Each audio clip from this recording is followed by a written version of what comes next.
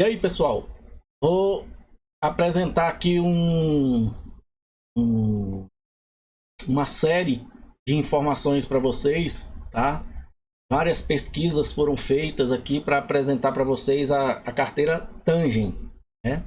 Só que antes de você ir para Tangent, né, é fácil eu chegar aqui e falar que é um cartão que tem um chip, né, com o sistema de radiofrequência que você pode simplesmente aproximar, né? NFC, a tecnologia, e serve como sua carteira. Mas e aí, você sabe o que é uma carteira? Não sabe, né? Ou se sabe, você pensa que sabe.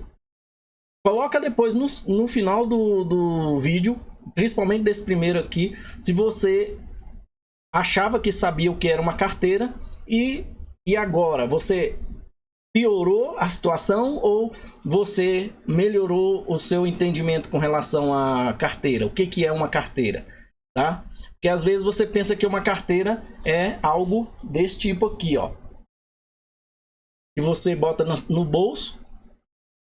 Não, gente. A carteira de criptomoeda, ela é uma coisa muito abstrata. E é aqui que eu quero apresentar para vocês o que é uma carteira de criptomoeda. A Tangent, né, como nós vamos ver aqui, ela é só um aparato que faz a proteção, tá, para poder te dar acesso, né, permitir que você acesse aquele conteúdo que está lá dentro daqueles livros distribuídos em vários equipamentos pelo mundo afora, tá bom? Então vamos começar aqui, né, o que são e como funcionam as carteiras. O que são e como funciona as blockchains. Porque uma depende da outra. Se não tiver a blockchain, não tem como você ter uma carteira. Só que tem um porém. Se você tem uma carteira, é possível ter um blockchain? Não, gente. Porque se não tem a carteira, qual a finalidade do blockchain? Né? Apesar que é possível ter um blockchain que nesse caso aí você pode, em vez de utilizar o termo carteira, usar só o termo conta, que é para a pessoa ter acesso às informações dentro do blockchain.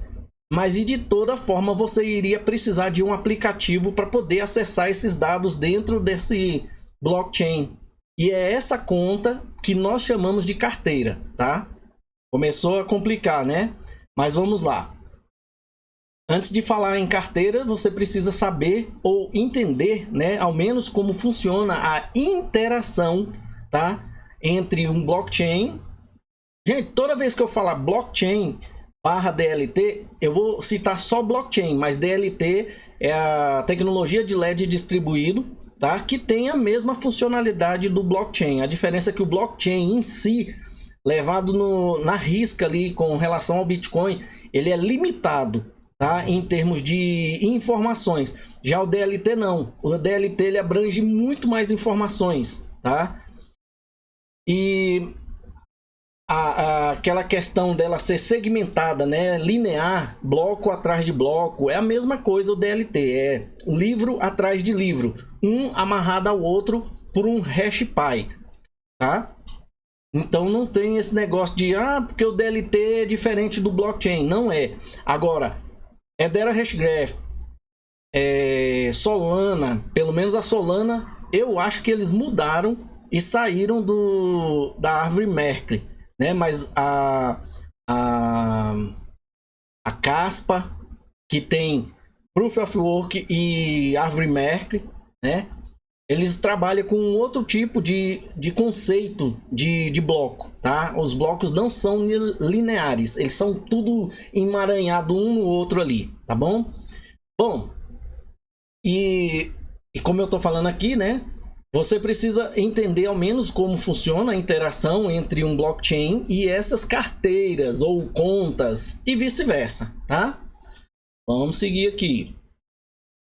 Por favor, se você não é inscrito, ó, aproveite aí, ajude o canal e se ajude também, deixa o like, né? E ative o sininho aí Mas se inscreva, tá? Não se esqueça de se inscrever. Você vai estar ajudando o canal, é de graça.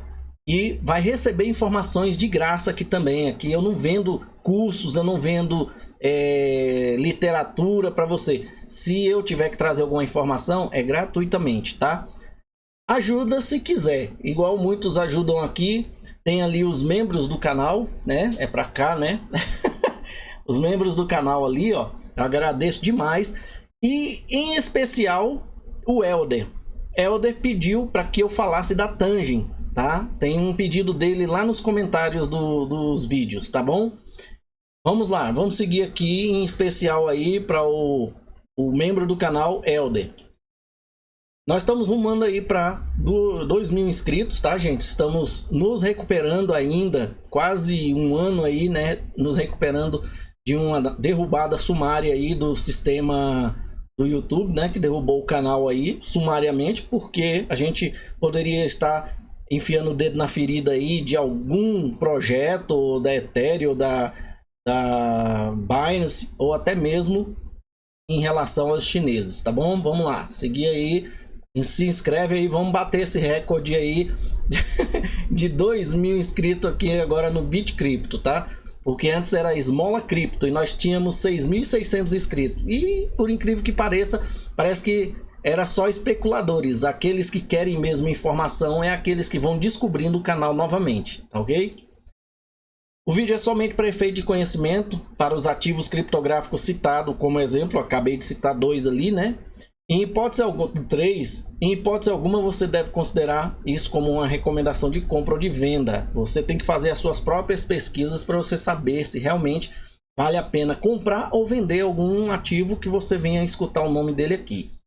As informações que você vai receber agora aqui é resultado de pesquisas realizadas em sites de notícias, sites oficiais, dos ativos digitais ali, né, os sites deles, ou baseado em documentos oficiais ou nos próprios white papers dos projetos. Os resultados serão agora apresentados com algumas das minhas próprias opiniões. Tudo que eu escrevi nos slides são informações minhas, tá? No meu entendimento e, claro, fazendo as minhas pesquisas e trazendo aquele resumo. Mesmo depois de eu ter trago os resumos, eu ainda vou dar uns pitacos aqui, tá? Para melhor entendimento. E aí, galera, antes de entender a funcionalidade de uma carteira, né, precisamos entender como funciona a interação das carteiras com o blockchain. Blockchain ou DLTs, né, são livros contábeis onde, em tese, ficam armazenados eternamente, pois são, de certa forma, imutáveis, né? Todos deveriam ser imutáveis. Todas as interações entre as carteiras e esses livros independentes são, se são públicos ou privados, né? Todas as interações entre a carteira e esses blocos, né? Seja eles blockchain ou livros, independente deles serem públicos ou privados. É muito complicado saber onde em uma blockchain estão localizados cada transação, se eu precisar conferir, mesmo sendo só as minhas transações, mesmo sendo as minhas, se eu for lá naquele emaranhado de informações, eu não vou conseguir achar, porque, um exemplo, a cada 10 minutos um bloco tem várias transações dentro, isso no Bitcoin. A cada 15 segundos no Ethereum tem um bloco ou um DLT com vários, um DLT não, um ledger, né, um livro com várias transações lá dentro.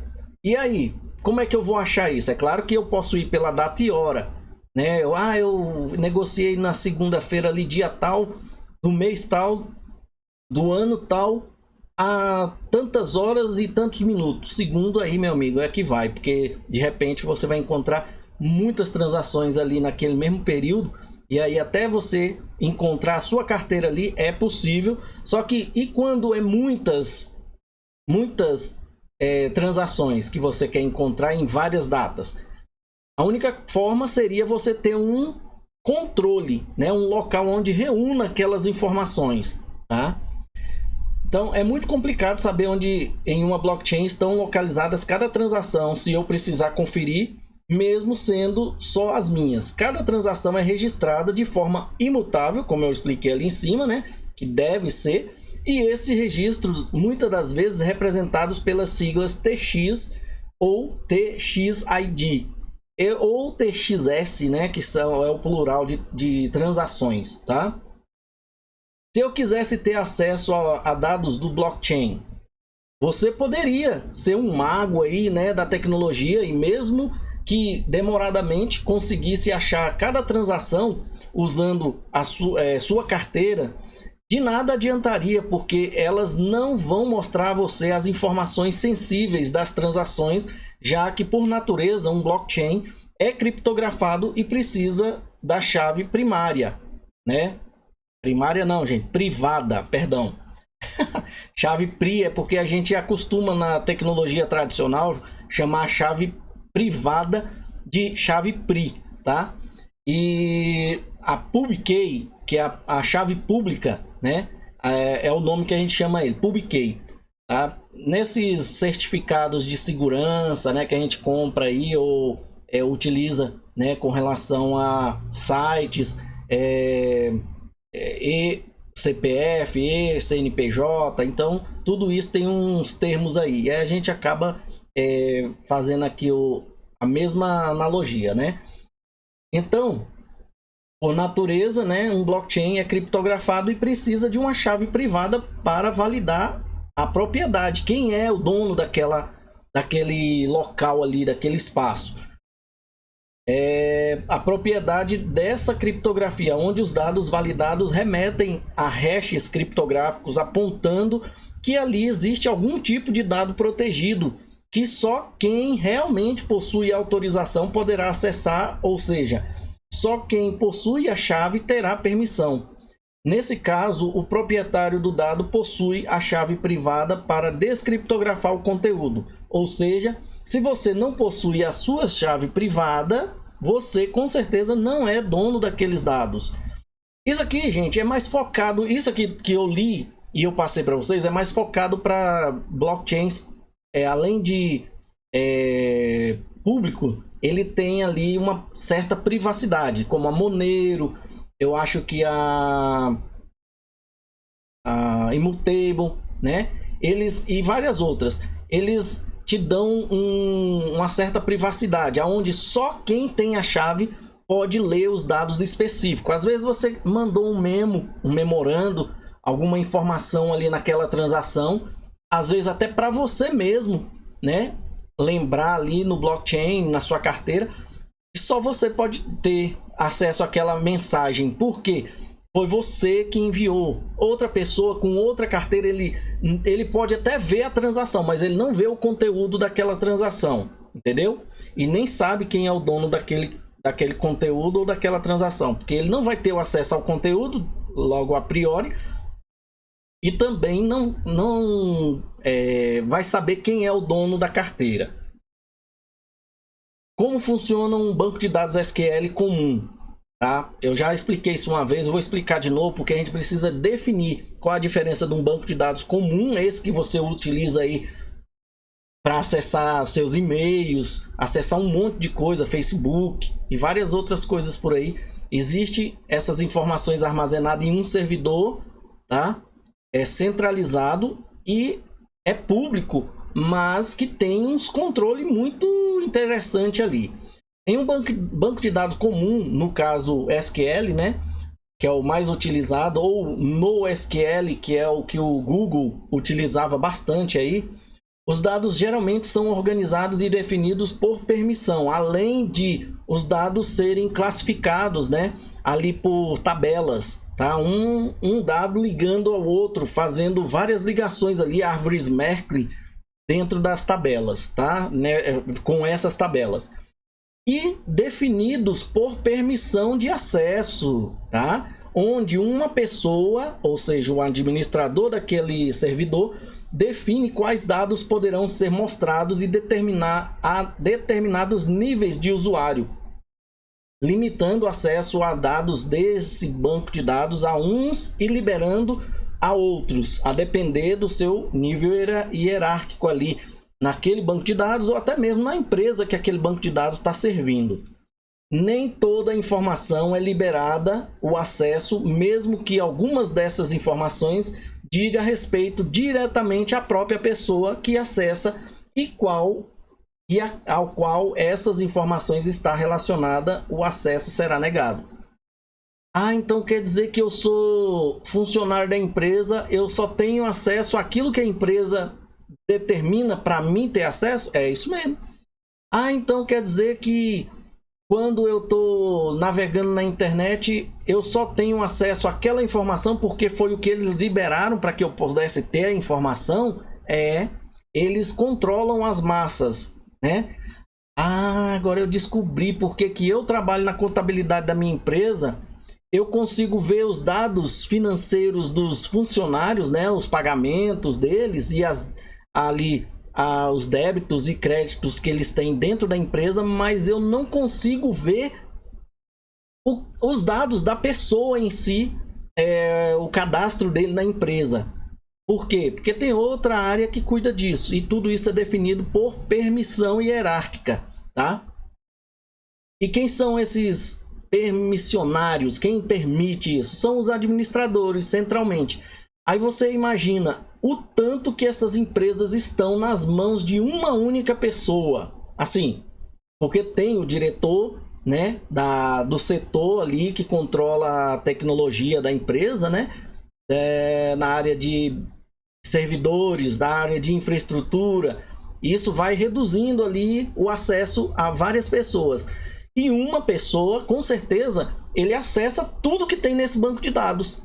Ele tem acesso a tudo que está lá naquele banco de dados. Por quê? Ele é considerado o hacker da empresa, porque ele tem acesso a qualquer coisa ali. Então a empresa tem que cuidar muito bem desse indivíduo, né? Por quê? Porque o cara trabalha com informações sensíveis dentro da empresa, né? Vamos lá.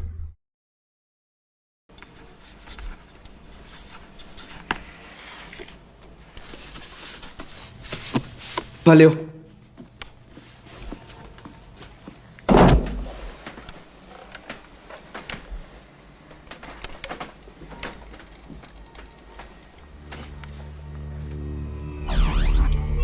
Queria saber quem eu sou, Zero Call. Bom, deixa eu te explicar a nova ordem mundial. Os governos e as companhias precisam de gente como você e eu. Somos samurais, os vaqueiros do teclado. E todas as pessoas lá fora não fazem ideia do que está acontecendo. São o gado.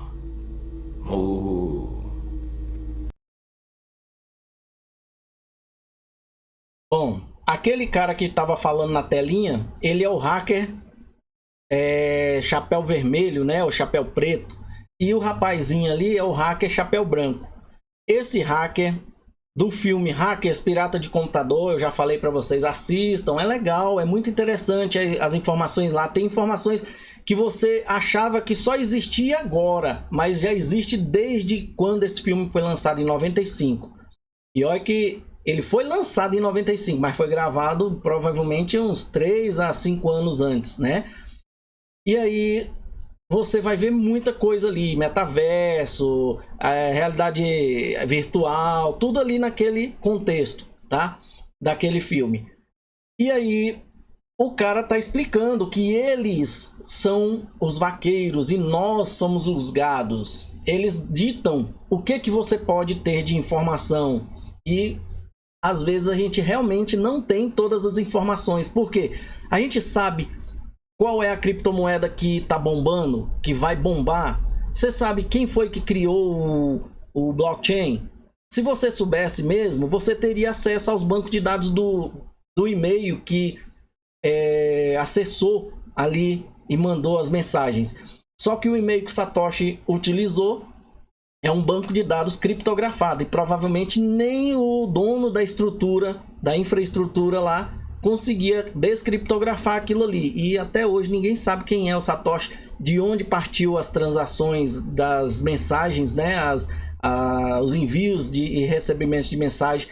Agora, uma coisa é certa: se o dono da infraestrutura rastreasse o IP daquela época, eles iam bater aonde eles queriam, mas até o momento ninguém sabe quem é o dono da infraestrutura e ninguém sabe quem é Satoshi, né?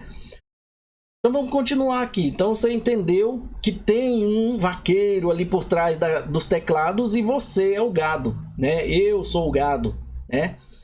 Aí eu pego e falo assim, eu sou da área de infraestrutura também. Eu sou um vaqueiro, mas eu prefiro me comportar como um gado e trazer informações para quem não tem, né? Existe aqueles que defendem que você não deveria ter as mesmas informações que o vaqueiro tem. Mas eu sou contra isso. Eu prefiro que todos saibam. E o único método de você ter informações é você ter liberdade aos dados, né? Bom, vamos lá. Mas seguindo a hierarquia de permissões, o administrador bloqueia ou libera acessos, né? Por exemplo, negar acesso a dados contábeis, né, lá da contabilidade da empresa, a usuários do setor de vendas, né, que deve possuir somente acesso aos dados cadastrais dos clientes. Já os usuários do setor contábil ali pode ter acesso aos dados contábeis da empresa e pode também ter acesso aos dados cadastrais desses funcionários e também dos clientes da empresa, né? Que o setor de vendas ali acessa. Mas o setor de vendas não acessa os dados contábeis e os de contabilidade acessa esses dois tipos de dados ali, né? Mas e o setor contábil não pode ter acesso aos dados que o setor de RH possui e assim por diante. RH cuida do pessoal, né, da empresa.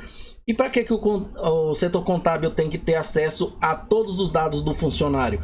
Ele só tem que ter os dados contábeis daquele funcionário, né? Para gerar o número que o RH prometeu que ia pagar para ele, que no caso é o salário, né? Já em um blockchain, essas permissões são criadas automaticamente e igualitariamente para toda e qualquer conta que a gente chama de carteira nessa rede. O que limita o acesso a dados por terceiros é apenas a chave privada, ou seja, o terceiro quer acessar a minha conta. Não, ele não vai acessar a minha conta, ele vai acessar o meu endereço de conta e ele vai ver todas as minhas transações se não tiver privacidade igual lá no Immutable ou na Monero. Mas se não tiver, ele vai ter acesso a qualquer coisa que ele saiba que é da minha carteira, tá? É como se você tivesse em cima de um muro, olhando dentro de um lote, dentro do espaço da residência de uma pessoa, tá? Então tá aqui, ó. O que limita o acesso a dados por terceiro é apenas a chave privada, que cada usuário possui em conjunto com a sua chave pública, que é o endereço da sua conta no blockchain. A sua chave tem permissão a todo e qualquer tipo de dado no blockchain. Aquele dado seu, tá? Mas limitado ao dono daquela chave, ou seja, só os seus dados. E não existe um administrador central que possa permitir ou negar o acesso. Não deveria, tá? Não deveria. Tudo num blockchain deve ser decidido por consenso e não só por um ou dois, mas por vários. Todos os validadores têm que entrar num consenso. E o único blockchain que eu conheço que faz isso até o momento, e publicamente nós sabemos disso, é o XRP, tá? Nem a XLM não demonstra tanto consenso assim. A não ser em um consenso a governança do blockchain decida, né, quais dados serão liberados ou não ao acesso público. Veja o caso aí do Ethereum, Stellar Lumens e possivelmente o XRP Ledger em relação a suprimir dados do histórico completo do blockchain, que vocês devem ter assistido num vídeo anterior aí, tá? Se o blockchain for público, é possível que um usuário veja todas as atividades de entrada e ou saída de outros usuários daquele mesmo blockchain, sem a permissão dele, ó. Mas para isso é necessário ele conhecer a chave pública, que é o endereço dele, né, na conta dele lá. Mas o endereço público não lhe dá as mesmas permissões para executar as ações que o dono da conta possui. Isso porque ele também possui a segunda parte do endereço da conta, chamada endereço privado ou chave privada, que fica armazenada no equipamento que está autorizado a acessar aquela conta. Quando você digita sua chave mnemônica ou seus números, né, na sua carteira XRP ali, aqueles números, ele armazena a sua chave privada em um diretório um diretório criptografado dentro do seu computador, tá? Por isso que toda vez que você vai acessar a conta, você consegue abrir e já está lá conectado à sua conta, porque a chave privada está no seu computador. Então tá aqui, ó. Essa chave fica armazenada no equipamento que está autorizado a acessar a conta como um root. Root, para quem não sabe, é o dono da conta, a chave mestre, é o proprietário daquela chave, daquela conta. E essa chave privada que dá todas as permissões e propriedade ao dono da conta. E como é que eles fazem para ter acesso à minha carteira MetaMask, para drenar ela? Meu amigo, é aquele caso que eu venho falando para vocês. Contrato inteligente e carteira não combina, tá? Existem duas possibilidades de você saber o endereço de conta, que chamamos também de endereço de carteira ou simplesmente carteira. Ou você recebe o endereço diretamente, né? Ou você receba. Não, gente, não é receba, tá? É recebe o endereço diretamente do proprietário, para que possam os dois iniciar uma transação criptográfica e daí por diante você saberá quem é o proprietário daquela conta. Ou você, pesquisando, descobre alguém que já conheça a propriedade daquela conta e a expôs publicamente. Então você passará a quem é o proprietário e poderá ver suas atividades e se o interessar. Por exemplo, o cara falou assim: eu vendi 100 bitcoins. Ele falou hoje, na data de hoje. Você vai lá no blockchain do Bitcoin, pesquisa os últimos blocos. E você sabe qual o tempo do bloco, né? 10 minutos. Você recebeu a notícia. Aí você conta quantos minutos para trás e você vai pegar pelo menos uns 10 blocos ali e vai ver se você encontra a transação com 100 bitcoins. Achou? Tem mais alguma para trás ou mais para frente? Que aí você vai ter que ver qual dessas contas, se tiver mais de uma, com vendas de 100 bitcoins, para você definir quem é o dono, quem é realmente o dono. Você vai ter que guardar aquelas 2 ou 3 contas, uma para trás, uma para frente e aquela que você achou, até você conseguir definir qual delas é realmente daquela pessoa. Você conseguiu resolver essa questão? Você já sabe quem é o dono da conta. É fácil de descobrir contas de quem diz que ninguém sabe a minha conta. É só ele falar quanto que ele gastou e quando foi que ele gastou, que você vai descobrir facilmente, né? Tem que saber dados, tá, gente? Isso se chama engenharia reversa ou engenharia social. Essas atividades chamamos de transação, né? Transaction, que é TX ou TXID. É o ato de um usuário qualquer executar uma transação criptográfica com você ou de você para com ele. Mas isso só é possível após você ou os demais conhecerem as suas chaves públicas, que são os seus endereços. Cada qual que utilize uma chave pública só terá permissão para bisbilhotar as atividades um do outro. E na melhor e mais séria das hipóteses, será possível enviar-lhe voluntariamente algumas criptografias, seja scan, né? Scan não, é spam, né? Eu coloquei scan, mas é spam ou não, tá? Lembra lá daquelas transações, quando o cara fica sabendo qual que é a sua conta, ele começa a ficar enviando os spam, né? O que é necessário para acessar um dado em um banco de dados? Agora vamos voltar no banco de dados. Em um banco de dados SQL, basta que o usuário crie uma conta usando um programa que a gente chama de front-end, né? Ou um site chamado tecnicamente de front-end, onde é criado um nome de usuário e uma senha. Nome de usuário é considerado, vamos dizer assim, a sua chave pública, o seu endereço de carteira. E a senha é a sua chave privada. Mas em muitos bancos de dados, essa senha, eles dizem que são criptografadas, mas o dono do banco de dados pode ler ela, tá? Fique esperto, viu? YouTube, Google, Facebook, Hotmail, tá bom? Essas senhas, você pensa que elas são criptografadas, e mesmo que seja para você, lá para eles não, tá? Inicialmente essas eram os únicos 2 itens necessários para garantir que a você acesse ao banco de dados, já que você precisa acertar os 2 itens, né? O nome de usuário e a senha. Se um deles falhar, o acesso é negado.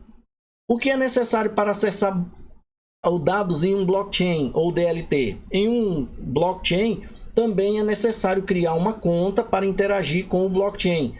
E isso é feito a partir de um programa ou site chamado também, tecnicamente, de front-end, mas chamamos de carteira também. E independente do tipo de aplicação, será gerado 2 chaves, uma privada e uma pública.